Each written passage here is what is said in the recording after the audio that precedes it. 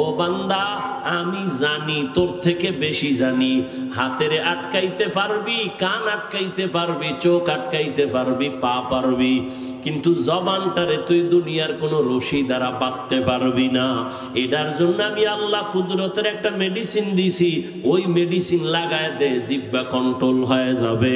ওই মেডিসিন আমার আল্লাহর দেওয়া, মেডিসিনের নাম হলো তাকওয়া। हर के दारत खौफ हकदार दिल मदम जन्नतुल मअवा देहद रामकम जुज़बा हक़ची ज़े मखाज़ इंसुजा फज़ले उहा मस्ते दर जुमला जहां। ताकवा मानी अल्लाहर भय, ওই আল্লাহর ভয় নামের মেডিসিন দিয়া জবানটাকে আটকাইয়া দাও। আল্লাহর আদালতে দাঁড়াইয়া হিসাব দেওয়ার ভয়, এই ভয়ের নাম তাকওয়া। এই ভয়টা অন্তরে ঢুকাইও। কয় কোথায় পাবো এই ভয়ের মেডিসিন?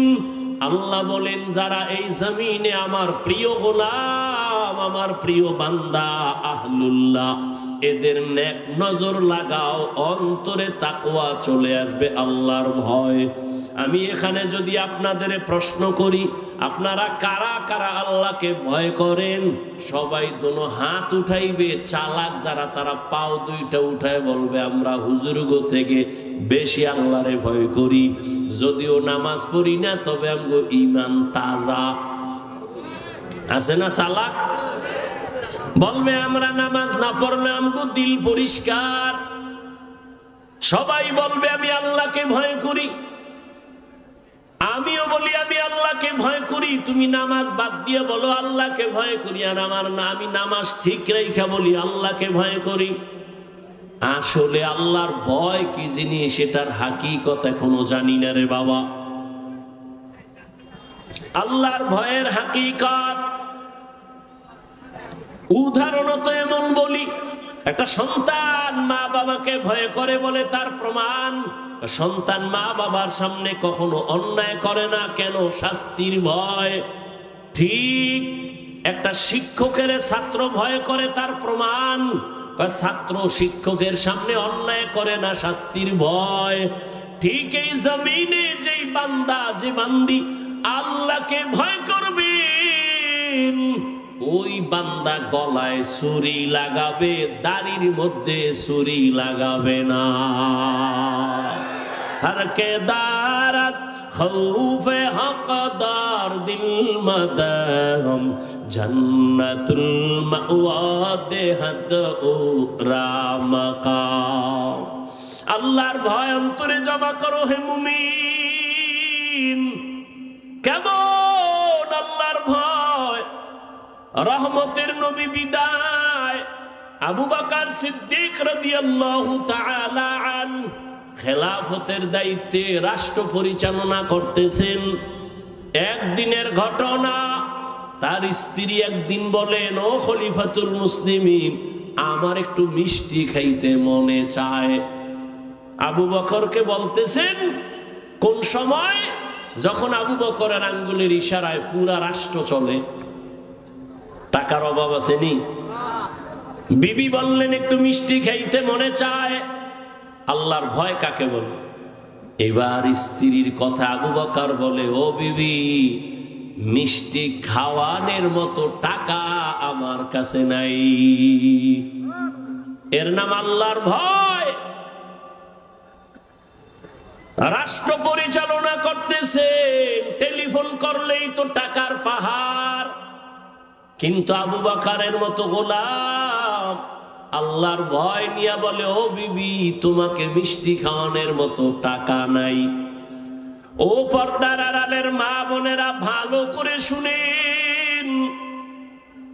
স্ত্রী কিছুদিন চুপ হয়ে গেল, কিছুদিন পরে আলাদা কিছু টাকা দিয়া বলে, ও খলিফাতুল মুসলিমিন, আপনার কাছে টাকা নাই মানলাম, আমি আলাদা কিছু টাকা দিলাম, এই টাকা দিয়া মিষ্টি এনে দেন। আবু বকর সিদ্দিক রাদিয়াল্লাহু তাআলা আনহু তিনি বললেন, এই বিবি টাকা পাইলা কই? আপনারা জিগাইবেননি বউরে? জীবনেও না। আমনে কইবেন সাব্বাস, এরকম চুরি কইরা পারলে আরো দিও। এটাও বলে ঠিক আন্দাজি। আবু বকর বললেন, বিবি টাকা কই পেয়েছো? এবার বিবি কি কয় শুনেন। বিবি কয়, আপনি যে মাসে মাসে বেতন পান সরকারি কোষাগার থেকে, ওই বেতনের কিছু টাকা আমি বাঁচাইয়া জমা করছি। এবার দেখেন আবু বকর কি কয়, তাহলে তো বুঝলাম আমার বেতনের টাকার থেকে এই টাকাগুলো বাড়তি, এই টাকা না হইলেও তো সংসার চলে। তাহলে আগামী মাস থেকে বেতনের এই টাকা কমাইয়া নিব, এই টাকা কমায় নিব, আমার বেতনে এত টাকা লাগে না। এর নাম আল্লাহর ভয়। আর আমগো দেশের আল্লাহর ভয় দেখছেননি? সুইস ব্যাংকে আল্লাহর ভয়, 10 তলা বিল্ডিং, কোটি কোটি কোটি কোটি, কত হাজার কোটি খবর নাই। ও আল্লাহর বান্দা, আল্লাহর ভয় যতদিন না আসবে ততদিন পর্যন্ত বান্দার জীবনটা কন্ট্রোল করা সম্ভব হবে না। আর এটাও চির সত্য, আল্লাহর ভয় ততদিন পর্যন্ত আপনার অর্জন হবে না যতদিন পর্যন্ত আল্লাহর ওলিদের বন্ধু হবেন না।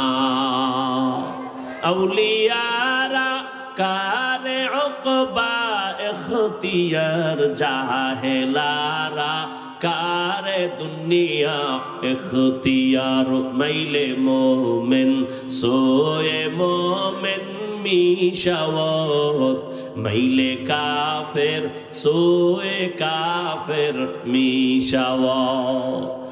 আল্লাহর ভয় রে যুবক, আমিও যদি তোমার মতো প্যান্ট শার্ট টাই লাগাইয়া দাড়ি কামাইয়া রাস্তায় বাহাদুরের মতো ঘুরতাম, কেউ আমারে বাধা দিত না রে বাবা। ও ইসলামপুরের মুসলমান, ইসলাম কই? ইসলামপুরের মানুষের মধ্যে ইসলামের বড় অভাব। কি ঈমান আলী নাম রাখছে, তাজা বেঈমান, নাম হইল ঈমান আলী। শান্তির হাটে শান্তি নাই, মুন্সিগঞ্জে মুন্সি নাই। ইসলামপুরের মধ্যে মাঠে তাকায় দেখি চেহারা ইসলাম নাই।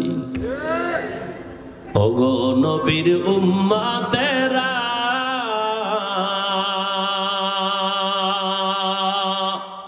হয়ে আজি দিশাহারা, কোরআন হাদিসের চলো যখন যাহা চায় মনে, নবী বিনে কে তরাবে পুলসিরাত মিজানে, নবী বিনে কে তরাবে পুলসিরাত মিজানে। এরে নবীর উম্মতের দল, ও আমার কলিজার যুবক, কয়দিন আর হায়াত নিয়ে বাঁচবা এমন একটা দিন নাই যুবকের লাশের খবর নাই। ও যুবক বাবা, এতক্ষণ যে আমি চিল্লাইয়া তোমার সামনে কথা বললাম, একবারও বলি নাই আমি 5 কল্লি মাথায় দিয়েছি, তুমিও দাও, না হয় জাহান্নামে যাইবা।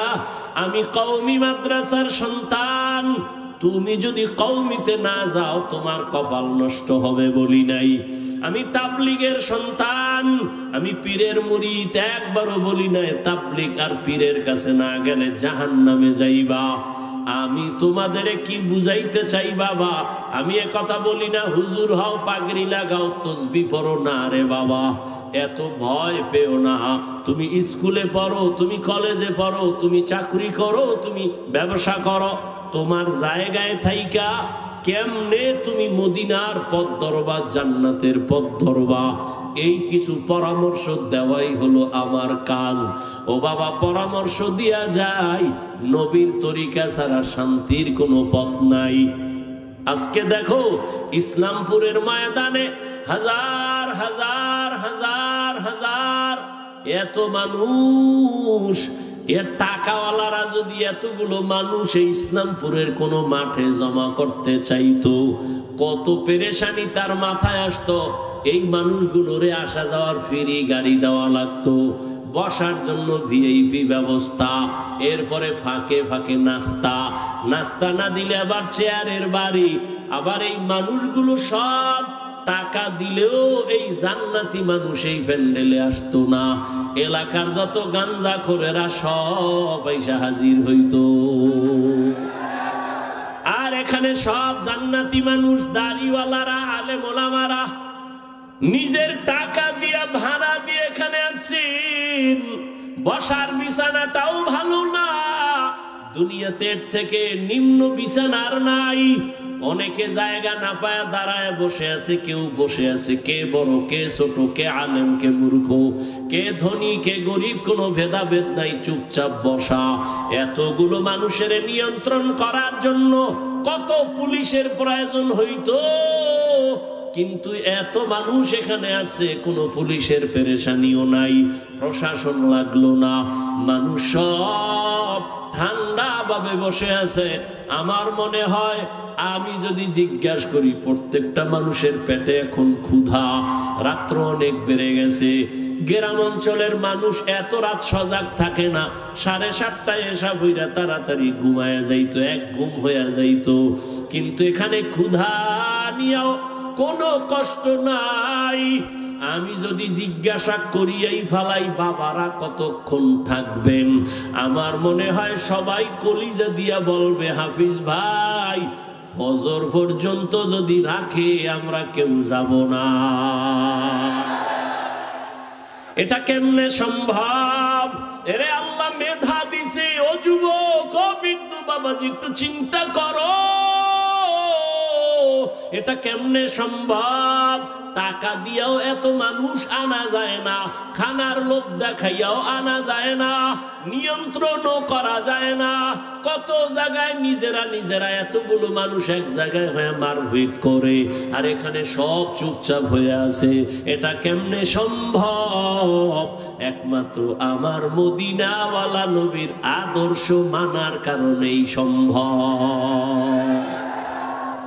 এরে নবীরা, আশেক উম্মতেরা, ও যুবক, একটু ভালো করে বুঝে আমার আল্লাহর ভয়। আজকে টুপি মাথায় দিলে মাথা গরম, তোমার থেকে কম বুঝি না রে বাবা। আজকে দাড়ি রাখলে যৌবনের ভাব চলে যায়, তাও বুঝি। লম্বা জামা পরার কারণে শরীর গরম লাগে, কম বুঝি না।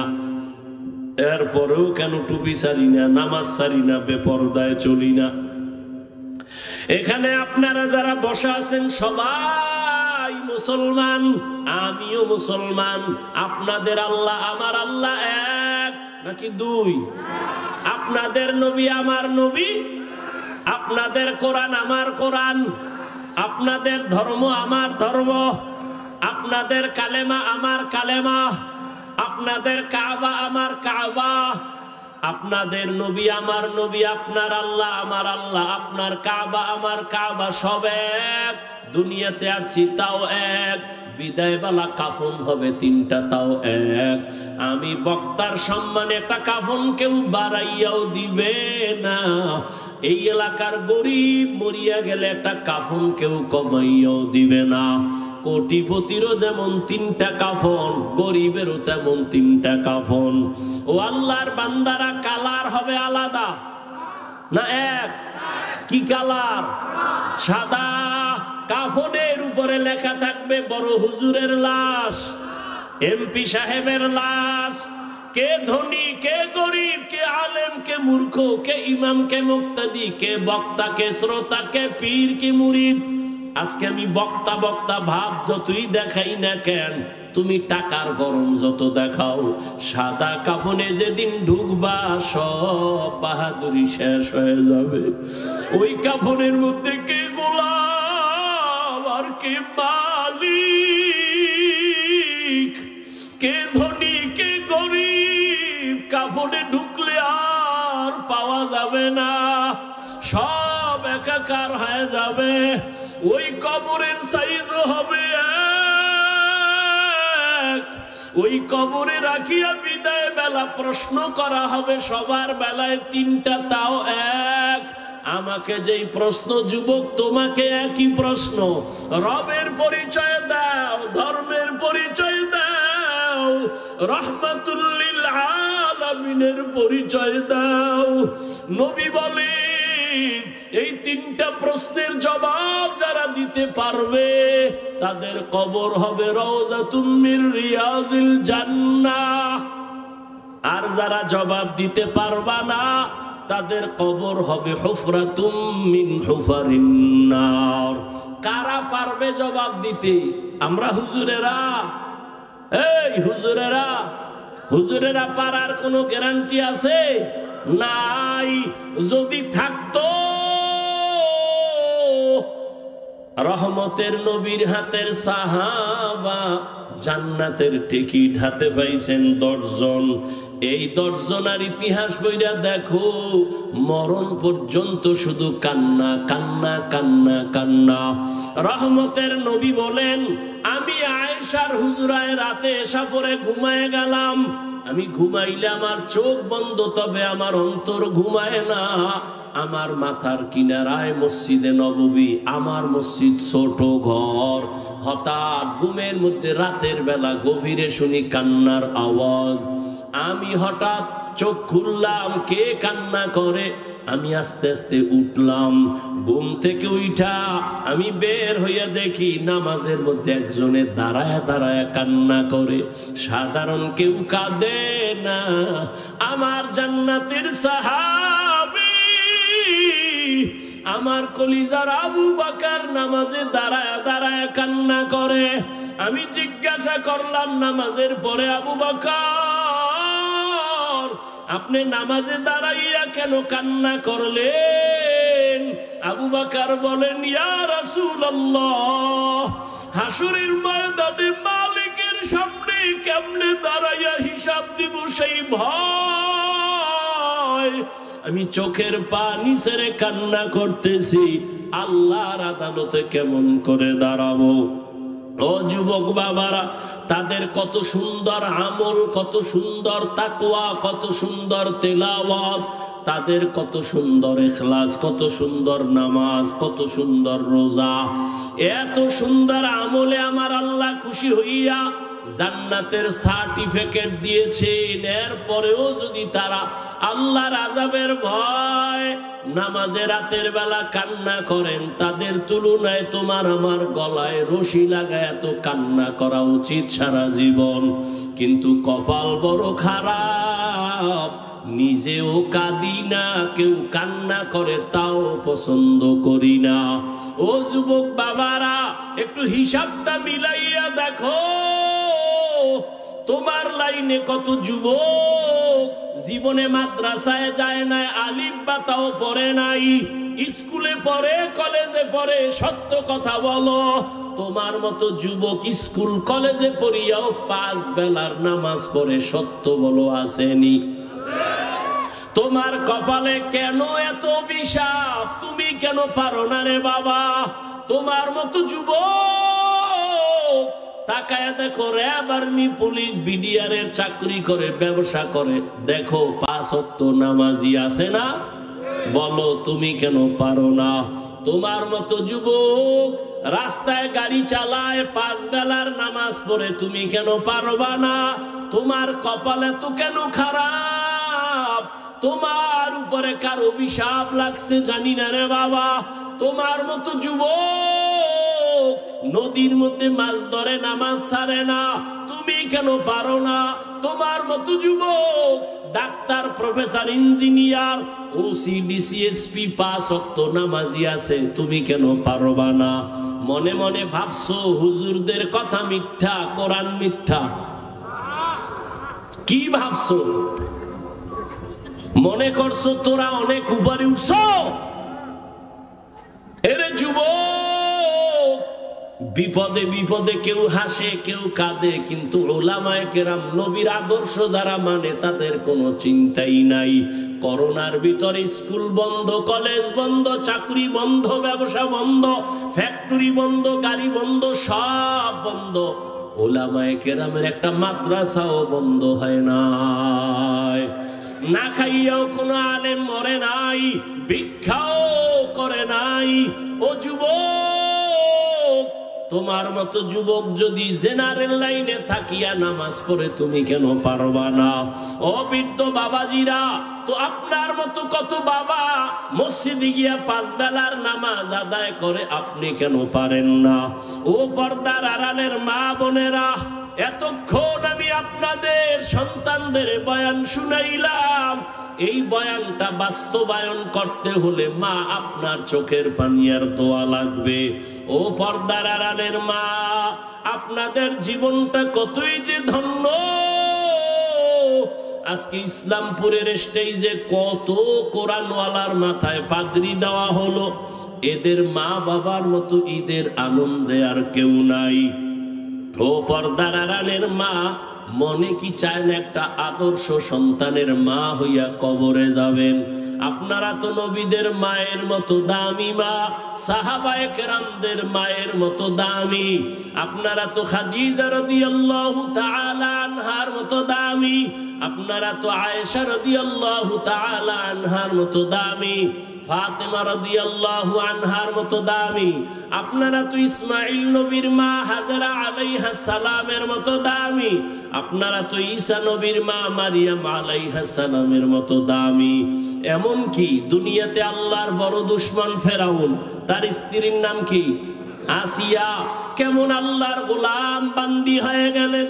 ও পর্দার আড়ালের মা, রহমতের নবী বলেন, আসিয়া কিয়ামতের দিন জান্নাতে যাবে আর আমার সাথে বিবাহের ব্যবস্থা হয়ে যাবে। ও পর্দার আড়ালের আম্মা জানেরা, যেই ফেরাউন আল্লাহর এত বড় দুশমন, ওই ফেরাউনের স্ত্রী হইয়া আসিয়া আল্লাহর হুকুম জীবনে মানিয়া আল্লাহর মোহব্বত নিয়ে দুনিয়ার থেকে চলে গেল। ও পর্দার আড়ালের আম্মা জানেরা, আপনাদের স্বামী তো ফেরাউনের মতো খারাপ না। আপনি যদি নামাজ পড়ে দোয়া করতেন, পর্দা করতেন, স্বামীর মাল হেফাজত করতেন, স্বামীটারে বুঝাইতেন আর কোনোদিন হারাম টাকা ঘরে আনবা না, অবৈধ কামাই করবা না, হারাম খাইয়া আমাদের রক্ত সন্তানের রক্ত নাপাক করব না।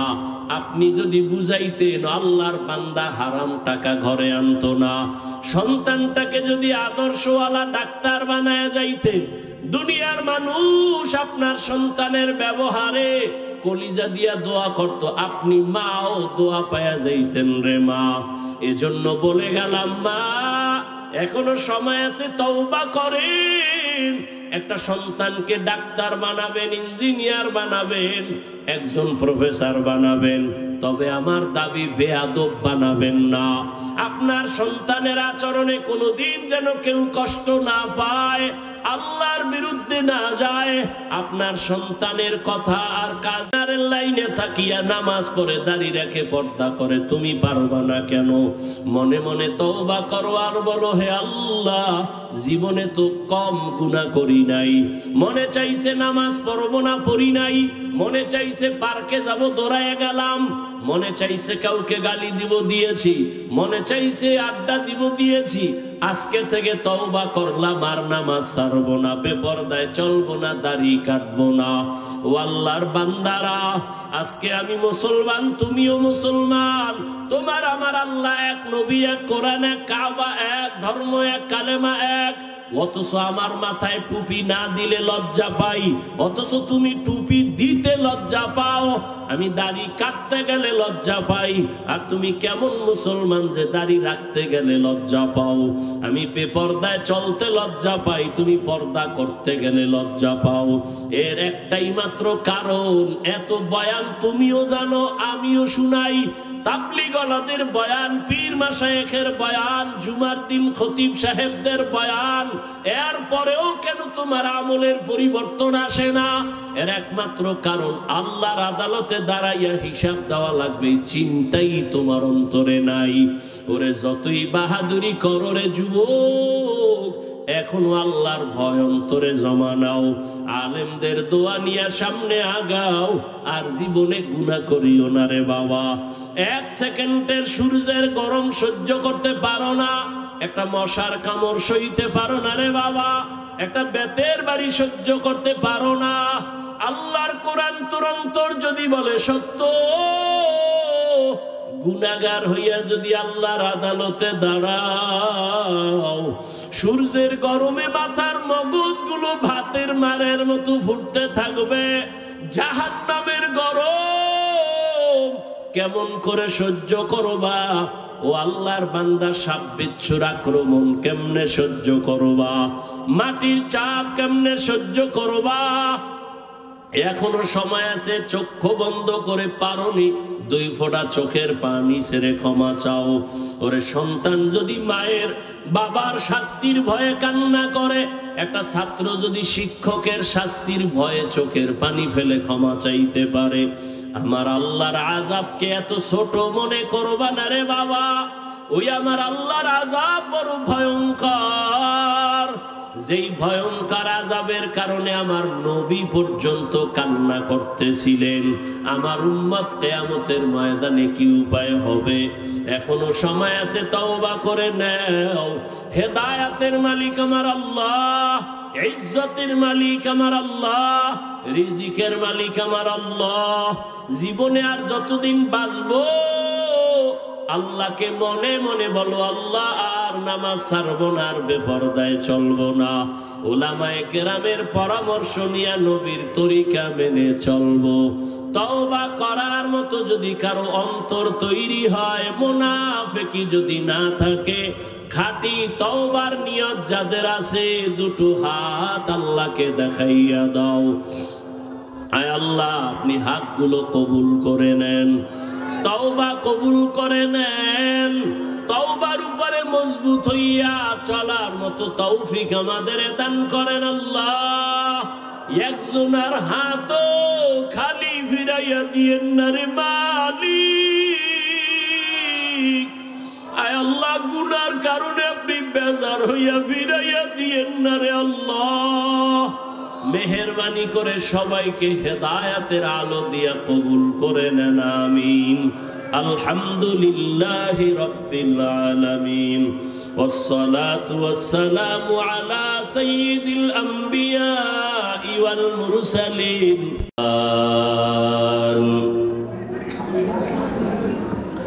ওয়া ইনসানান আলা ইনসান।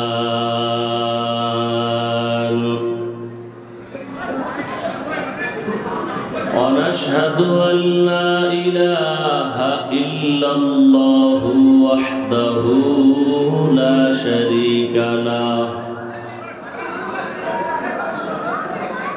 لا ضد له ولا ند له ولا مثل له، ونشهد أن سيدنا وسندنا وحبيبنا وحبيب ربنا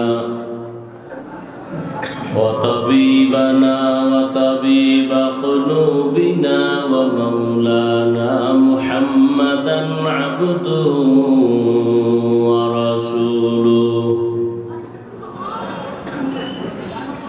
أرسله بالحق بشيرا ونذيرا وداعيا إلى الله بإذنه وسراجا منيرا.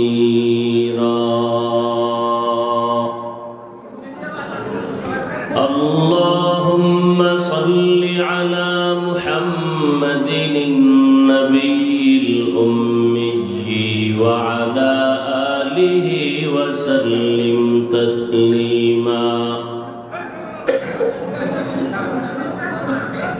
وبعد فأعوذ بالله من الشيطان الرجيم.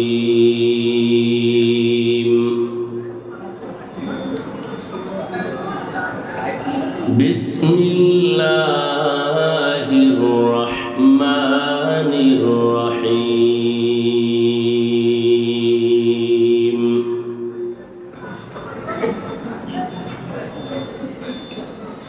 يا أيها الذين آمنوا اتقوا الله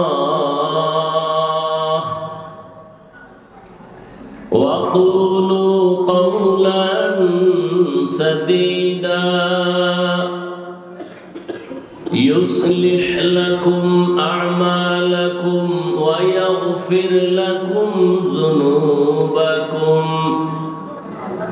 ومن يطع الله ورسوله فقد فاز فوزا عظيما. وقال النبي صلى الله عليه وآله وسلم من يضمن لي ما بين لحييه وما بين رجليه أضمن له الجنة أو كما قال النبي عليه الصلاة والسلام. صدق الله مولانا العظيم صدق رسوله النبي الأمي الكريم ونحن على ذلك من الشاهدين والشاكرين والذاكرين والحمد لله رب العالمين. سبحانك لا علم لنا إلا ما علمتنا إنك أنت العليم الحكيم. رب اشرح لي صدري ويسر لي أمري واحلل عقدة من لساني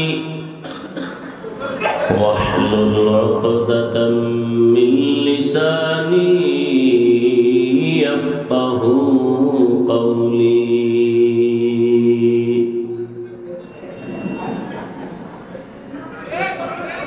نگاہ مومن سے تو بدل جاتی ہے تقدیر. نگاہ مومن سے تو بدل جاتی ہے تقدیر. یہ بندہ کی قوت نہیں قدرت کا اشارہ. یہ بندہ کی قوت نہیں قدرت کا اشارہ.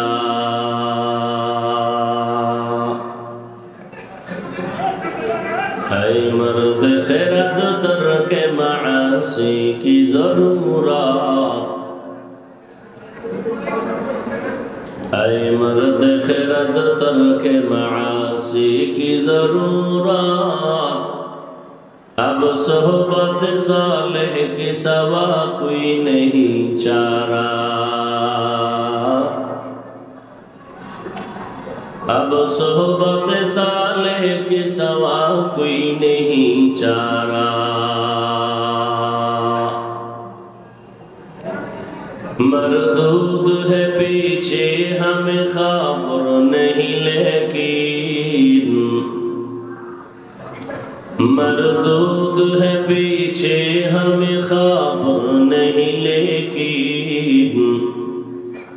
ایک وقت میں ہلاک جو اعمال ہے سارا. ایک وقت میں ہلاک جو اعمال ہے سارا.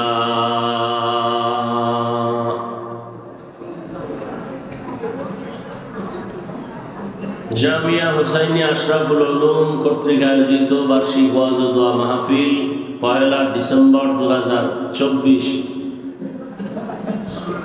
মহতি এই মাহফিলে উপস্থিত মোহতারাম সম্মানিত সভাপতি মুসলিহে উম্মাহ পীর কামেল আলহাজ হযরত মাওলানা হাফেজ ফয়জুল্লাহ সন্দীপী দামাত বারাকাতুহুম, মহাপরিচালক দারুল উলুম মাদানীনগর মাদ্রাসা ঢাকা, সহ সভাপতি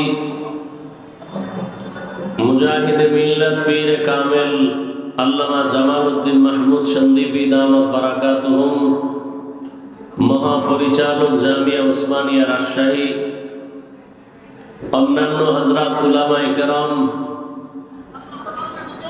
অত্র অঞ্চলের বিভিন্ন স্থান থেকে আগত আল্লাহ পাকের আশিকিন, জাকিরিন, শাকিরিন, মুহিব্বিন, মুরব্বিয়ান এজাম, কলিজার টুকরা আমার সমবয়সী যুবক বন্ধুগণ, স্নেহের ছোট ভাই, পর্দার আড়ালে মাইকের আওয়াজ শ্রবণরতা সম্মানিতা মা ও বোনেরা, আল্লাহ পাকের দরবারে শুকর যে আল্লাহ পাক আমাদেরকে সুস্থ রেখেছেন এবং পৃথিবীর শ্রেষ্ঠ মজলিস উলামায়ে আহলে হকের মজলিস, গুনাহ মাফের মজলিস, তওবা কবুলের মজলিসে হাজির হওয়ার তৌফিক দান করেছেন। নিয়ামতের শুকর আদায়ার্থে দিল থেকে জবান খুলে মহব্বতে পড়ি আলহামদুলিল্লাহ। দরুদ ও সালাম সাইয়্যিদুল মুরসালিন রাহমাতুল লিল আলামিন শফিউল মুজনিবিন খাতামুন নবিয়্যিন সাইয়্যিদুস সাকালাইন ইমামুল মুরসালিন হযরত মুহাম্মদুর রাসূলুল্লাহ, সবাই পড়েন সাল্লাল্লাহু। নবীর নামে দরুদ পড়বেন, পুরাটা পড়েন, আবার থামলেন কেন? পড়েন আবার। সওয়াব না গুনাহ? একবার পড়বেন 3টে পুরস্কার নগদ। 1 নাম্বার পুরস্কার 10টা গুনাহ মাফ, দ্বিতীয় পুরস্কার 10টা নেক আমলনামায় যোগ হয়েছে, তৃতীয় পুরস্কার আল্লাহর দরবারে আপনার মর্যাদা 10 গুণ বেড়ে গেছে। আল্লাহর কাছে কি আমল নিয়ে দাঁড়াবেন? অন্তত দরুদের আমলটাও যদি ধরে রাখতে পারেন আল্লাহর কাছে এটাও পেশ করা যাবে। দরুদ বড় দামি একটি পাওয়ারই আমল। যত মুসিবত থাক না কেন দরুদের আমলটা ধরে রাখবেন। এবার এই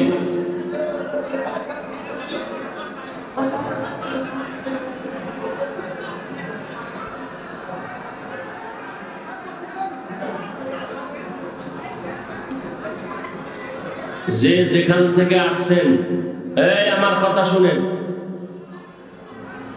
কপাল পুড়তে 1 সেকেন্ড লাগে না, ভালো হইতে বহু সময় লাগে। কষ্ট করে আসছেন, চুপচাপ বসেন, ইশারায় কাজ করবেন, একটা আওয়াজ দিবেন না। আপনার একজনের কারণে পুরো মাঠের ক্ষতি করবেন, সোজা হাতে বাসায় যাইতে পারবেন না, ডিস্টার্ব করবেন না। এসি ভাই হানছেন কেন? মোহাব্বত ভালো থাকলে 6 ঘন্টা আগে হেনে বসতেন। একটা আওয়াজ দিবেন না, খবরদার। ইশারায় কাজ করেন। ওলামায়ে কেরাম সবার দামি না? দ্বিতীয়ত আমরা আপনাদের মেহমান। আপনারা যে যেখান থেকে আসেন, জামালপুরের মানুষ তো, অতএব দূরের যারা আসছে, জামালপুরের বাইরে, ইসলামপুরের বাইরে, এরা আপনাদের মেহমান। যারা নিজেরা আছেন, কারে হুকুম দেন এটা করেন, এটা করেন, আপনার দায়িত্ব, আপনি মেজবান, আপনি দায়িত্ব নিয়ে কাজ করবেন। আর একজনের হুকুম দেন কেন? এটা করেন, সেটা করেন, আর ইশারায় করবেন, আওয়াজ দেন কেন? কত হাজার মানুষ দাঁড়ানো আছে, আর বসার জায়গা কই? যে যে ইচ্ছা করে সুযোগ মতো, যার যতটুকু সম্ভব, ডিস্টার্ব করেন না, কথা বলার সুযোগ দেন, শোনার সুযোগ দেন। নিজেও ক্ষতিগ্রস্ত হইয়েন না, অন্যেরও ক্ষতি করিয়েন না। আল্লাহ সবাইকে কবুল করেন। তোমার সাউন্ড এরকম করে কেন? মনিটর বন্ধ কেন?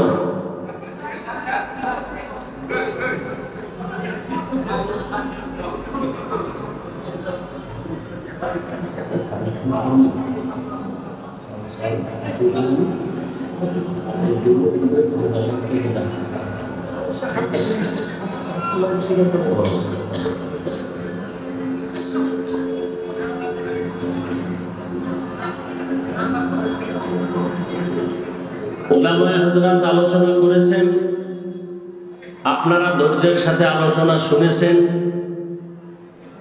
আল্লাহ উলামায়ে কেরামদের কথাগুলো আমাদের সবাইকে সহি তরিকায় আমল করার তৌফিক দান করেন। বিশাল আয়োজন, মাদ্রাসার পক্ষ থেকে অনেক খরচ, মাদ্রাসায় অনেক ছাত্র পাগড়ি দিল, আপনারা দেখছেন। আল্লাহ পাক যারা পাগড়ি নিলেন সবাইকে সফলতার জিন্দেগি দান করেন। এই ছাত্রগুলো মাদ্রাসায় থাকে, আলেম তৈরি হবে, কোরআন শিখবে, শিখছে, দ্বীনের খাদেম। উলামায়ে কেরাম এ জাতির জন্য নেয়ামত, এদের সাথে সম্পর্ক রাখাটাও বড় নেয়ামত। যেভাবে হোক উলামায়ে কেরামের সাথে সম্পর্ক রাখলে দুনিয়াতেও লাভ, আখিরাতেও লাভ। বাংলাদেশে যত ঝামেলা দেখতেছেন সব কিছুর কারণ উলামায়ে কেরামের সাথে বেয়াদবি। ঠিক ঠিক কইয়া আপনারা বেয়াদবি করেন না। ইমাম সাহেবের সাথে বেয়াদবি, কোন শিক্ষকের সাথে বেয়াদবি, যে যেই লাইনই করবেন ওই লাইনই আপনার ক্ষতি নেমে আসবে। তো উলামায়ে কেরামের সাথে বন্ধুত্ব থাকলে দুনিয়াতেও লাভ, আখিরাতেও লাভ। চাই আপনি একটু পানি পান করায়ও যদি সহযোগিতা করেন, একবেলা খানা দিয়েও যদি সহযোগিতা করতে পারেন, এটাও জীবনের অনেক বড় ফায়দা। কিয়ামত পর্যন্ত আর নবী আসবেন, সাহাবায়ে কেরাম আসবেন, আউলিয়ায়ে কেরাম, আইম্মায়ে কেরাম আর আসবেন? আসবে না। কিয়ামত পর্যন্ত বড় বড় যারা আউলিয়া ছিলেন, ওলিয়ে কামেল, এরাও আর আসবেন না, চলে গেছেন। কিয়ামত পর্যন্ত এই জাতিকে জান্নাতের পথে ডাকবে, আহ্বান করবে, শান্তির ঠিকানা দিবে একমাত্র উলামায়ে কেরাম। অতএব সেই উলামায়ে কেরামদের পরামর্শ, দোয়া নিয়ে চলবেন। আপনি ব্যবসায় দেখবেন লাভ, চাকরিতেও লাভ, দুনিয়ার সব কাজে লাভ। কারণ উলামায়ে কেরাম মানুষের জন্য দোয়া করে, ক্ষতির চিন্তা করে না। এই কারণেই তো উলামায়ে কেরাম ছাত্র জনতার বৈষম্য বিরোধী আন্দোলনে শিক্ষক ছাত্র জীবনকে বাজি রেখে রাস্তায় নেমেছিলেন। নামার কারণে সফলতার চাঁদ উদিত হয়েছে। তারা ক্ষমতার চেয়ারে বসার জন্য মাঠে নামে নাই, এই জাতিকে জুলুম থেকে বাঁচাবার জন্য মাঠে নামছেন। উপদেশটাকে হইছে কোন আলেম বলে নাই নামো আমাকে উঠাও, তবে একটা সিগন্যাল দিয়ে দিছেন, জুলুম করলে কারো ছাড় দেয়া হবে না। উলামায়ে কেরাম এই জাতির জন্য যেই পরিমাণ শ্রম মেহনত করেন, ভাবেন এই রকম ভাবা মেহনত করার মানুষ দ্বিতীয় আর একজনও নাই। আসতে বললেন কেন? নাপাক খাইতে খাইতে এখন পাক জিনিসটারও নাপাক মনে করে, মিথ্যার উপরে চলতে চলতে সত্যটাকেও মিথ্যা মনে করে। উলামায়ে কেরাম ছাড়া জাতিকে নিয়ে সার্বিক কল্যাণের ভাবনা কেউ ভাবে না। সব ধান্দাবাজ আর চান্দাবাজ। একমাত্র উলামায়ে কেরাম কলিজা দিয়া এই জাতিকে নিয়ে ভাবে 24 ঘন্টা। নিজের বউ, মাইয়া, ভোলা, পরিবার কিচ্ছু নিয়ে ভাবে না, উম্মত নিয়ে ভাবে। আর চান্দাবাজার ধান্দাবাজেরা দল নিয়ে ভাবে, নিজের চেয়ার নিয়ে ভাবে। এই জন্য চেয়ার কখন থাকে কখন থাকে না। আর উলামায়ে কেরামের চেয়ারের কোনো মেয়াদি নাই, দুনিয়া তো বাদশাহ, আখিরাতেও বাদশাহ। এই জন্য উলামায়ে কেরামদের দোয়া নিয়ে সবসময় কাজ করবেন, বরকত হবে ইনশাআল্লাহ। আল্লাহ কবুল করেন। দিল থেকে সহযোগিতা করবেন। তো আমি 1 মিনিটের মধ্যে এতগুলো মানুষের মধ্যে আমি শুধু আল্লাহর উপরে ভরসা করে একটা ওয়াদা করবেন, না পারলে হাত উঠাইবেন না এবং নিজ দায়িত্বে ওয়াদাটা পূরণ করবেন। একটা টেলিফোন যেন কাউকে দিতে না হয়। তো আমি আপনাদের সামনে দোয়া নিতে আসছি। দোয়ার খুব জরুরি দরকার। সবাই তো আর বরদোয়া করে না, আর যারা বরদোয়া করে এদের বরদোয়া কামেও লাগে না, আর যারা দোয়া করে ভালো মানুষ এদের দোয়া আমার খুব দরকার। কারণ আমার এলেমও নাই আমলও নাই, দোয়া নিয়ে একটু চলতেছি। দোয়া বড় একটা পাওয়ারই পুঁজি। আর দোয়া ও মুখুল ইবাদা, আর দোয়া ও হুয়াল ইবাদা। দোয়াটা একটা স্বতন্ত্র ইবাদত, ইবাদতের মগজ। দোয়া বড় দামি। যুবক বাবারা, জীবনে সফল হতে যদি চাও, পরীক্ষায় পাশ করা এক জিনিস, সফল হওয়া আর এক জিনিস। ডাক্তার হওয়া এক জিনিস, সফল ডাক্তার আর এক জিনিস। ইঞ্জিনিয়ার হওয়া একটা, আর সফল ইঞ্জিনিয়ার হওয়া আর একটা। আল্লাহ সফল যদি বানায় তুমি হতে চাও, তাহলে দোয়া ছাড়া হবে না। তোমার সার্টিফিকেট আর লেখাপড়ায় হবে না। আল্লাহর কসম, তুমি সফল ডাক্তার হও, দোয়া লাগবে, লেখাপড়াও লাগবে, সার্টিফিকেট লাগবে, আর কি লাগবে? তোমার জীবনের দোয়ার 3টা মূল পয়েন্ট। কয়টা? 1 নাম্বার দোয়ার মূল পয়েন্ট পিতামাতা, মা বাবা, এদের দোয়া। দ্বিতীয় তোমার মূল পয়েন্ট দোয়া পাওয়ার তোমার জীবনের শিক্ষক ওস্তাদ। তৃতীয় পয়েন্ট হলো মুরব্বী উলামায়ে কেরাম। এদের দোয়া যেমন তোমার সফলতার পুঁজি, এদের অন্তরে কষ্ট দিলে এই বরদোয়াটাও তোমার ধ্বংসের কারণ। মা বাবার বরদোয়া তোমার জীবনের আগুন, শিক্ষকের বরদোয়া ছাত্রের জীবনের আগুন, উলামায়ে কেরামের বরদোয়া উম্মতের জন্য একটা আগুন। একটু আগে বললাম না যে উলামায়ে কেরামের সাথে বেয়াদবির কারণে সব ঝামেলা আমার দেশে। আল্লাহ উলামায়ে কেরামের ইজ্জতকে বাড়ায়া দেন। উলামায়ে কেরামের পেছনে যারা ষড়যন্ত্র করে লেখার মাধ্যমে, বলার মাধ্যমে, আল্লাহ ওদের হেদায়েত দান করেন। আমি আপনাদের সামনে আলোচনা রাখার নিয়তে কোরআনে হাকিমের সূরা আহজাবের 2 টুকরো আয়াতে কারিমা তিলাওয়াত করেছি। নবীজির হাদিস থেকে 1 টুকরো হাদিস পড়েছি। ইখলাস রুহানিয়তের সমন্বয়ে সহি নিয়তে, সহি তরিকায়, সহি কিছু কথা বলার মতো, শুনবার মতো আমাকে আপনাদের সকলকে আল্লাহ তৌফিক দান করেন। ইয়া আইয়ুহাল্লাযীনা আমানুত্তাকুল্লাহ, ও দুনিয়ার মুমিন, তোমরা আল্লাহকে ভয় করো তথা তাকওয়া অর্জন করো। ওয়াকুলু কওলান সাদীদা, জবানের দ্বারা যা বলো সত্য সঠিক শালীন ভাষায় বলো। লাভ, ইউসলিহ লাকুম আ'মালাকুম, বিনিময়ে তোমাদের টুটা ফাটা আমল আল্লাহ পাক কবুল করে ফেলবেন। আর ওয়ায়াগফির লাকুম যুনুবাকুম, জীবনের সব গুনাহ আল্লাহ মাফ করে দিবেন।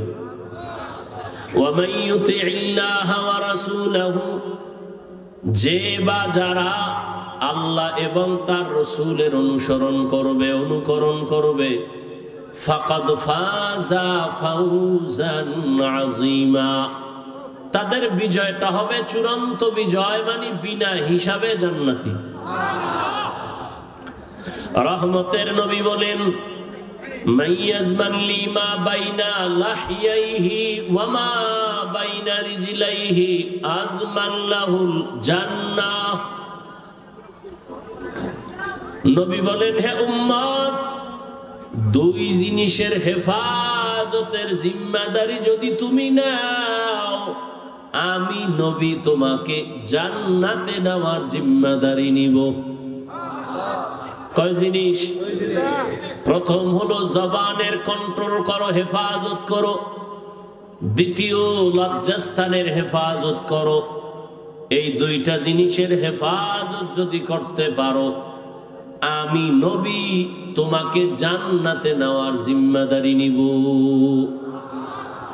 আয়াত এবং হাদিসের মূল আলোচনার বিষয়বস্তু জবানকে কন্ট্রোল করা। নবীও বলেন জবান কন্ট্রোল করো, আল্লাহ বলেন জবান কন্ট্রোল করো। কোন পদ্ধতিতে করবা? তোমার মনের মতো পারবা না। মুমিনকে আল্লাহ আয়াতে দুটো আদেশ দিয়েছেন, একটা তাকওয়া অর্জন করো, দ্বিতীয়টা জবানকে হেফাজত করো। যদি করতে পারো নগদ দুইটা পুরস্কার, এক জীবনের আমল কবুল, দুই জীবনের সব গুনাহ মাফ। এখন আল্লাহর এই আদেশ আল্লাহ শুধু মুমিনকে দিলেন কেন, বেঈমানকে দেন নাই কেন? এর সংক্ষিপ্ত জবাব, জান্নাত শুধু মুমিন পাবে, কোনো বেঈমান এক সেকেন্ডের জন্য কখনো জান্নাত পাবে না। জান্নাত পাবে না। কারা পাবে? জবান খুলেন, কারা পাবে? মুমিনেরা যে জান্নাত পাবে তাও বহু ফিডা খাওয়ার পর। যেই তালে বিড়ি টানেন এমনি জান্নাত পাবেন ফিডা ছাড়া। যেখানে এত আশেকে রসুল, সব টাটকা আশেক, ফজর পরে নাই, জহুর পরে নাই, আসর পরে নাই, মাগরিব পরে নাই, এশাও পরে নাই। ফজরও পড়ার চিন্তা নাই, বয়ান শুনতে আইছে, যাক এটাও ভালো। আল্লাহ যদি এর বরকতে হেদায়াত দান করেন, প্রত্যেকের সিনায় আল্লাহ হেদায়াতের নূর দান করেন। তো জান্নাত শুধু মুমিন পাবে, কোন বেঈমান আর মুমিনও পাবে অনেক হিসাবের পর। কেন? রহমতের নবী বলেন, আমি মুহাম্মদ শেষ নবী, আমার আগে একদল উম্মত ছিল বনি ইসরাইল, বড় চালাক। এই বনি ইসরাইল নিজেদের মধ্যে দ্বন্দ্ব আর দূরত্ব তৈরি করে দলাদলিতে তারা ৭২ দল হয়েছিল। আমার উম্মত আরো চালাক, আমার উম্মতের দল আরো একটা বেড়ে যাবে। তাহলে কয় দল হবে?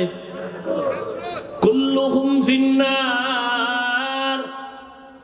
নবী বলেন সব জাহান্নামে যাবে, ইল্লা মিল্লাতান ওয়াহিদা, এক দল জান্নাতে যাবে। টোটাল ৭৩ দলের সব যদি জাহান্নামে যায়, এক দল জান্নাতে যায়, তাহলে বলেন জাহান্নামী কয় দল?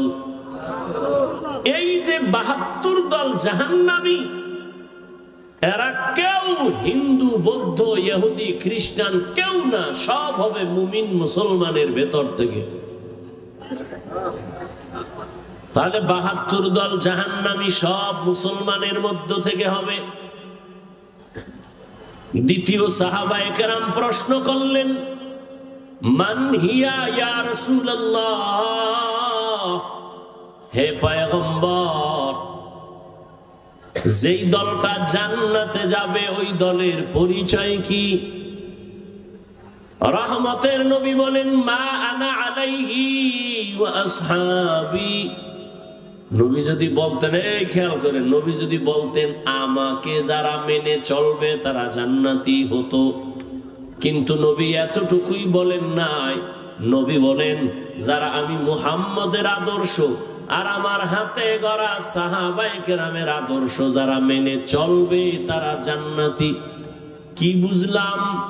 এ জমিনে যারা বলে আমরা নবী মানি, মুহাম্মদ মানি, সাহাবাদের মানি না, এরা মুসলমান হলেও ৭২ দল জাহান্নামীদের অন্তর্ভুক্ত। তো কুজাও সুন্নতে আহমদ কুজাবা মুহাম্মদ কৈবুয়াদ নিসবত তোরা মান আহাব্বা সুন্নতি কওলে রসুল মজদায়ে কানা মাই হাম কুন কবুল। তাহলে শুধু নবী না, সাহাবাও, সাহাবায়ে কেরামদেরও মানা লাগবে। যারা সাহাবায়ে কেরামের বিরোধিতা করে ইশারা ইঙ্গিতে তাদের চিহ্নিত করে নাও। এ যদি হুজুরও হয় মুসলমানও হয় তবে ৭২ দল জাহান্নামীদের দলভুক্ত। জান্নাত শুধু মুমিন পাবে। এজন্য আল্লাহ মুমিনকে বললেন আল্লাহকে ভয় কর, জবানকে হেফাজত করো। যদি করতে পারো 2টা পুরস্কার তোমাকে দেওয়া হবে। জীবনের সব আমল কবুল, জীবনে যত গুনাহ করবা সব আমি মাফ করে দিব। 1 নাম্বার আদেশ আল্লাহকে ভয় কর। দ্বিতীয় হলো জবানকে কন্ট্রোল করো। আল্লাহ জবানকে হেফাজতের কথা কেন বললেন? কান হেফাজত করো কেন বলেন নাই? চোখ হেফাজত করো এখানে কেন বলেন নাই? হাত হেফাজত করো কেন বলেন নাই? চোখ হেফাজত করো কেন বলেন নাই? জবানকে হেফাজত করো কেন বললেন? এর কারণ হলো পুরা দেহের মধ্যে আপনার আমার জিহ্বা জবান হলো মারাত্মক একটা বড় অস্ত্রের নাম। হাদিসে পাকে রহমতের নবী বলেন প্রতিদিন সকালবেলা অঙ্গ প্রত্যঙ্গ গুলো জিহ্বা থেকে পানা চায়। ও আল্লাহ, জিহ্বার অত্যাচার থেকে পানা দাও। জবানে জানি আবার কোন কথা বলে পেছ লাগায় দেয়, আর আইসা হামলা শুরু হয় হাতের উপরে, চোখের উপরে। অঙ্গ প্রত্যঙ্গ গুলো আল্লাহর কাছে পানা চায় জবানের খারাপ আচরণ থেকে। এই জবান এমন একটা অস্ত্র, বেলেটের মতো চতুর্পার্শ্বে তার ধার। বেলেটের চারপার্শ্বে ধার, যেদিকেই মারে ওদিকেই কাটে। বলে জিহ্বাটাও এমন। কয় কেমন? কয় তাকায় দেখ। একটা অমুসলিম এই জিহ্বা নাড়ায় যদি বলে লা ইলাহা ইল্লাল্লাহ, ইয়াকিনার ইমানের সাথে মুমিন হয়ে গেল। আবার এই জিহ্বাটা নাড়াইয়া যদি বলে আমি আল্লাহ মানি, নবী মানি, কোরআন মানি, তবে নামাজের হুকুম, দাড়ির হুকুম, পর্দার হুকুম মানি না, ঈমান আছে? শেষ। তাহলে একই জিহ্বা একবার মুমিন বানাইলো আর একবার বেঈমান বানাই দিল। কাম একটাই করতেছে। এই জিহ্বা নাড়াইয়া অপরিচিত একটা মেয়েকে যদি সাক্ষীর সামনে বলে তুই আমার স্ত্রী, আমি কবুল করে নিলাম, অপরিচিত মেয়েটা তোমার আপন সঙ্গিনী হয়ে গেল। আবার এই একই জিহ্বা নাড়ায় যদি বলো আপন বউকে বলো তালাক, আছে? তোমার জীবনের আপন সঙ্গিনী বিদায়। বিচারকের চেয়ারের মধ্যে বসিয়া বিচারক যদি জিহ্বা নাড়ায় ডান দিকে তাকায়া ফাঁসির আসামিকে বলে তোকে মুক্তি দিয়ে দিলাম, ফুলের মালা পরে বাড়ি যাবে। আবার এই বিচারক একই জিহ্বা নাড়াইয়া যদি বাম দিকে তাকায় বলে নিরপরাধের বলে ধর, নিরপরাধ ব্যক্তির হাতে পুলিশের হ্যান্ডকাপ লেগে যাবে।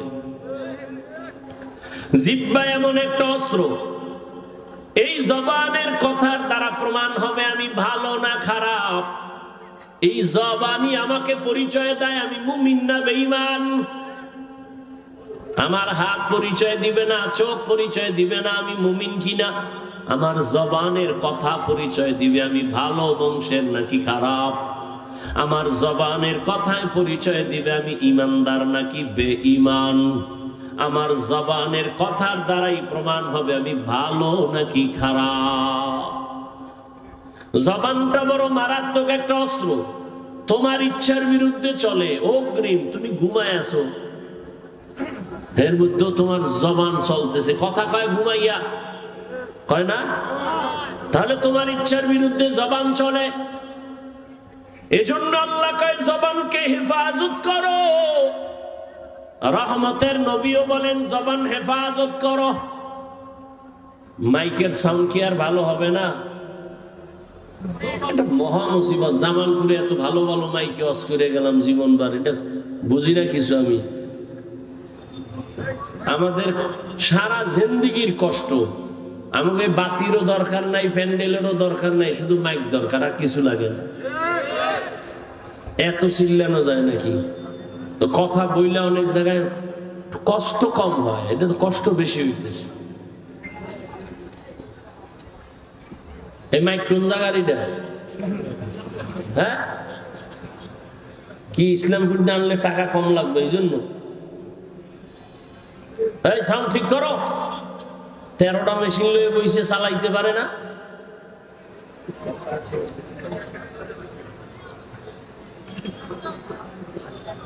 আল্লাহ পাক কবুল করেন। আপনাদের কষ্ট হইতেছে, আপনার কষ্ট হইলে 2-4 ঘন্টা, আমগো তো আজীবন। গাধার মতো দৌড়াইতেছি সারা দেশ, না টাইম মতো খাওয়ান, না টাইম মতো ঘুম, দৌড়ের উপর। বাথরুমে যাওয়ার শান্তি নেই। এরপরে আইসা আবার বয়ান। একটা মানুষ ঠিক মতো না ঘুমাইলে তার কথার ব্যালেন্স থাকে না, চলাফেরার ব্যালেন্স থাকে না। এরপরও সেই বয়ান চলতে থাকে, যদি আবার আনলিমিটেড। আবার বয়ান যদি 1 লাইনের মানুষ হয় তো 1 লাইনে বয়ান করা যায়, চোখ বন্ধ করে কয়ে টয়ে গেলাম গিয়া। আর বয়ানটা যদি হয় হরেক ধরনের মানুষ এনে বয় এদের সামনে, আবার যদি হয় মুখস্থ, কত পেরেশানি। সবকিছু আমার রবের দয়া, বান্দার হাতে কিছুই। ইয়া ইলাহি তু মেরা মাবুদ হ্যায়, ইয়া ইলাহি তু মেরা মাশুক হ্যায়। জবানের হেফাজত করো হে গোলাম। এতক্ষণ জবানটা কত বড় মারাত্মক এটা বুঝাইলাম, কিন্তু আবার খেয়াল করেন এটা কত বড় আল্লাহর দেওয়া নিয়ামত। খানার প্লেট সামনে নিছেন, খানার মধ্যে কোনো চুল আছে কিনা সব চোখের রাডার দিয়া খুঁজলেন। খুঁজার পরে আপনি নিশ্চিত খানার মধ্যে কোনো ঝামেলা নাই। একটা লোকমা যখন আপনি দিছেন, একটা চিকন চুল খানার লোকমায় চোখের রাডারে ধরা পড়ে নাই, জিহ্বায় ধরা পড়ে গেছে। এরে আল্লাহর বান্দা, এটা কত বড় নিয়ামত। মাইকে কথা বলি, বিদ্যুতের বাতি জ্বলে, চার্জ চলে যায়, ফ্যানের বাতাস দিয়া মেশিন ঠান্ডা করা লাগে। একটানা মেশিন চললে গরম হয়, আগুন লাগবে। অথচ আল্লাহর দেওয়া জিহ্বা নামের কত বড় নিয়ামত। দুনিয়াতে আসার থেকে এই জিহ্বা নারায় যে কত হাজার হাজার লাখ কোটি কথা সাপ্লাই দিলাম, কোনদিন এই জিহ্বার কথা বন্ধ হয় না, ব্যথাও করে না। মানুষের কথা বলতে বলতে গাল ব্যথা করে, ঠোঁট ব্যথা করে, কপাল ব্যথা করে, মাথা ব্যথা করে। আজও পর্যন্ত 50, 60, 70 বছরের বান্দার জিহ্বা ব্যথা করে না। এই কথাগুলো কোন মেশিনে সাপ্লাই হয়? এই মেশিনটারে ঠান্ডা কে বানায়? ওই মেশিনের মধ্যে তেল কে দেয়, পেট্রোল কে দেয়? ও আল্লাহর বান্দা, তুমি মোবাইল চালাও, মোবাইলে কথা চলতেছে, হঠাৎ মোবাইল বন্ধ হয়ে গেছে। কি ব্যাপার? কয় চার্জ নাই, মোবাইলের কথা শোনা যায় না। তুমি জিহ্বা নাড়াইয়া নাড়াইয়া কত বছর জিহ্বা নাড়ায় কত কথা বললা, কয়দিন তুমি জিহ্বার হক আদায় করছো, চার্জ দিয়েছো। এরে নবীর উম্মতের দল, এত সুন্দর কথা, কথা তো আবার সবাই বলে, তবে সবার কথায় মজা লাগে না। লাগে? কেউ কথা বললে মনে কয় বন্ধ কর, বহুত হইছে বন্ধ কর। আবার কেউ কথা বলার পরে কয় এই উঠলো আর সাইডে দিল, আর একটু কও। এই মজাকে লাগাই দিছে। কাদের কুদরত দারি বর কামাল আনতা রব্বি আনতা হাসবি যুল জালাল তুহি কাদের জলিলুল্লাহ জাহাদার বহর হালে তুহি মেরা নেগাহদার। আল্লাহর নেয়ামতের শুকর আদায় করো হে মুমিন। জিহ্বা নামের নেয়ামতটা কত বড় নেয়ামত। মানুষ বলে মুখের কথাই জয়, মুখের কথায় আবার ক্ষয়। এরে আল্লাহর গোলাম, রহমতের নবী যার কোনো তুলনা আছে, এমন একটা জমিনে আল্লাহ পাঠাইছেন যেই জমিনের মানুষ ছিল বড় খারাপ। মক্কার মানুষের মতো খারাপ চরিত্রের মানুষ ওই সময় দুনিয়াতে আর কোথাও ছিল না। ওই মানুষের মাঝে আমার নবী আসছে মাত্র 13 বছরের ব্যবধানে ওই খারাপ মানুষগুলো জান্নাতি মানুষ হয়ে গেল। বেতের বাড়ি লাগে নাই, একমাত্র রহমতের নবীর জবানের ব্যবহার। নবীজির জবানের ব্যবহারে দুশমন পর্যন্ত বন্ধু হয়ে যাইত। ইহুদি নবীর সামনে তরবারি নিয়ে দাঁড়ানো আর কেউ নাই, ডাক দিয়া কয় আব্দুল্লাহর ছেলে, এখন তোমার পাশে কেউ নাই। বলে তাই? আমি এখন একা, তরবারি আমার হাতে, তোমার কল্লার উপরে যদি মারি কে ভিড়াবে? নবী বলেন আমার আল্লাহ। রহমতের নবী কথা বলা মাত্র ইহুদির তরবারিটা মাটির মধ্যে পড়ে গেছে। তরবারিটা নবী হাত দিয়ে উঠাইছেন। উড়ে খায় ইহুদি, তরবারি কই? খায় মুহাম্মদের হাতে। কয় এখন যদি তোর কল্লার উপরে মারি কে ফিরাবে? কয় কেউ না। কয় ক আল্লাহ ফিরাবে। কয়টা যদি কই তাহলে আর কালেমার বাকি কি? যদি কই আল্লাহ ফিরাবে তো কালেমার বাকি কি? মুহাম্মদ মাফ করে দাও, আর কালেমা পড়ায় মুসলমান বানায় দাও। ইমামুল আউয়ালিন আল আখিরিন বহরে সাদকা রাহমাতাল লিল আলামিন সাইয়্যিদুল কাউনাইন খাতমুল মুরসালিন আখির আমদ বুদে ফখরুল আউয়ালিন। আপনারা কিছুক্ষণ বসবেন নি না? ব্যারাম কিছুক্ষণ পরে আবার বিড়ি টানার নেশা। হ্যাঁ, আসলে বিষয় কি জানেন? এখানে আসতেও কপাল লাগে, এখানে বসতেও কপাল লাগে, মোনাজাত দিয়া মা বাবার জন্য দোয়া কইরা যাইতেও কপাল লাগে। সবার কপাল তো আর ভালো না। অনেকে আসছে ইসলামপুরে যায়, কিন্তু এই ইসলামের মধ্যে ঢুকে নাই। কই?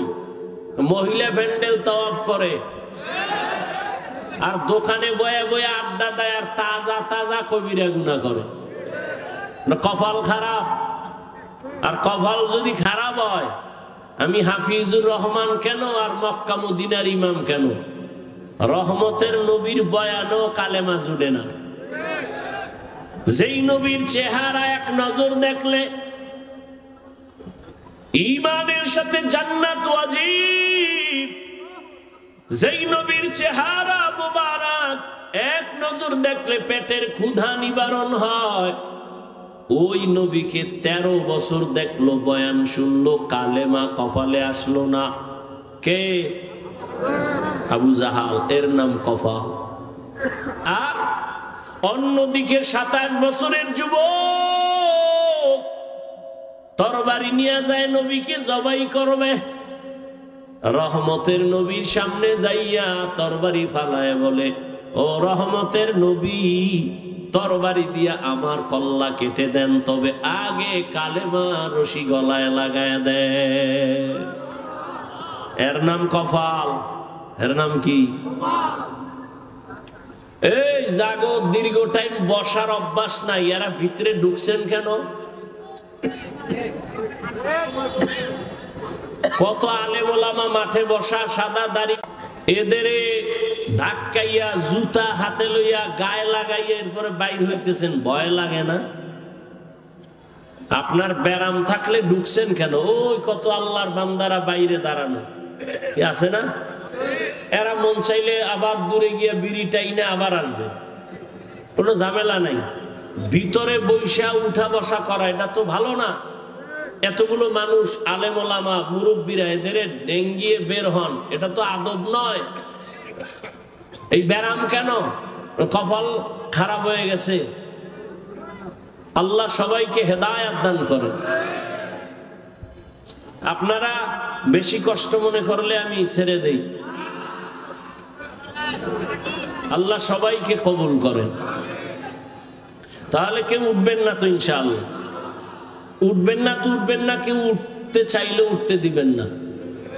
2-3 জনে আসতে তারে শোয়ায় ফেলাইবেন জায়গা, যে তুই মোটামুটি গোটা তুই ঘুমা, ওরে আর মাথা উঠে দেবেন না। যাও, আন্দোলন হইছে 5 তারিখ, আর একটা আজকে হইয়া যাও। কি স্বাধীনতা তো এখনো শেষ হয় নাই। কি জামালপুর ইসলামপুরের মানুষ কি দেশ স্বাধীন না? দেশ স্বাধীন। দেশ স্বাধীন হলে চট্টগ্রামে আইনজীবীর গলায় ছুরি চালায় কে? মুসলমান তো স্বাধীন বলে চিৎকার দিবে স্বাধীন। এই জমিনের মধ্যে উলামায়ে কেরাম সিনা টান করে কথা বলবে, কোন সুদখোর বেনামাজির অনুমতি লাগবে না যেদিন। এই থামো, আবার যখন লাগবে রেডি থাও, ওই মাঠে নামা লাগবো। কারণ আন্দোলন মুসলমান একবার করে না, বারবার। জালেমের বিরুদ্ধে আন্দোলন চলবেই। জীবন একবার দেয় না মুসলমান, বারবার। জালেমের বিরুদ্ধে, ইসলামের পক্ষে। কথা ঠিক না? আল্লাহ সবাইকে কবুল করেন। কোন চান্দুকে আর জুলুম করার সুযোগ দেওয়া যাবে? কাফনের কাফন কিনে রেডি রাখো। ডাক আসলে ময়দানে অবতীর্ণ হতে হবে। তুমি যতই বন্ধু বান্ধব তালাশ করো, বলছি না সব ধান্দাবাজ আর চান্দাবাজ। একমাত্র তোমার কলিজার আপন বন্ধু নিঃস্বার্থ উলামায়ে কেরাম। অতএব উলামায়ে কেরাম ডাক দিলে আবার ময়দানে আসতে হবে। কোন ব্যক্তির জন্য না, আল্লাহর দ্বীনের জন্য। আল্লাহ সবাইকে কবুল করেন। কোন আলেমের সাথে কোনো বেয়াদবি চলবে? আমি একটু আগে এক জায়গায় বয়ান করে আইছি, সেদিন ঢাকায় বলছি, যারা আলেমদের সাথে বেয়াদবি করবে তাদের লিস্টি দাও। ইমামের সাথে, মাদ্রাসার কোন শিক্ষকের সাথে, কোন বক্তার সাথে উল্টা পাল্টা করলেই তাদের লিস্টি আমাদেরকে দাও।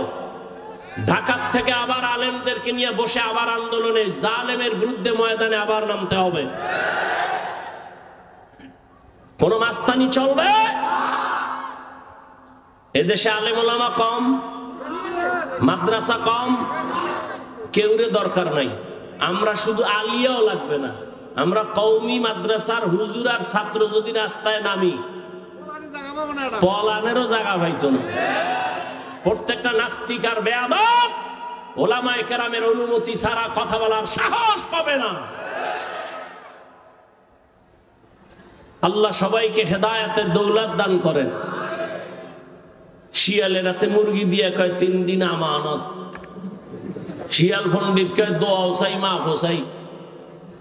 জিন দেখানো মরাও হইতে না। শিয়ালের হাতে মুরগি দিলে যা হবে, ধর্মের চাবি সুদখোর আর বেনামাজির হাতে দিলে তাই হবে। আল্লাহ হেদায়েত দান করুন। তো যে কথা বলতেছি, উঠা বসা করলে আমি মোনাজাত দিয়ে দিই। কথা বলতে অনেক কষ্ট হয়, সাউন্ডটা আমার মনের মতো পাই না, এই জন্য। তারপরে আপনাদের মোহাব্বতে বলতেছি, কারণ সবকিছুর ঊর্ধ্বে আপনাদের দোয়া। বক্তার এলেম আর আমলে বয়ান হয় না, জীবন মনে রাখবেন। এলেম আর আমলের বাহাদুরি দিয়া বয়ান হয় না, বয়ান হয় শ্রোতাদের অন্তরের মোহাব্বত আর আকর্ষণের উপর। আর রহমত কার? জোরে বলেন। ইয়া আইয়ুহাল্লাযীনা আমানুত্তাকুল্লাহা আকুলু কাওলান সাদীদা। এ মুমিন, আল্লাহ আল্লাহকে ভয় করো, জবানের হেফাজত করো। জবান বড় দামি একটা অস্ত্র, আল্লাহ পাকের অন্যদিকে বড় নেয়ামত। এই জবান হেফাজত কেমনে করবা? তোমার ইচ্ছার বিরুদ্ধে জবান দৌড়ায়। হাত যদি অন্যায় করে রশি দিয়া পেঁচাও, বেঁধে রাখো, আর অন্যায় করতে পারবে না। পা যদি অন্যায় ভাবে হাঁটে, পাও দুইটা বেঁধে দেওয়ার হাঁটতে পারবে না।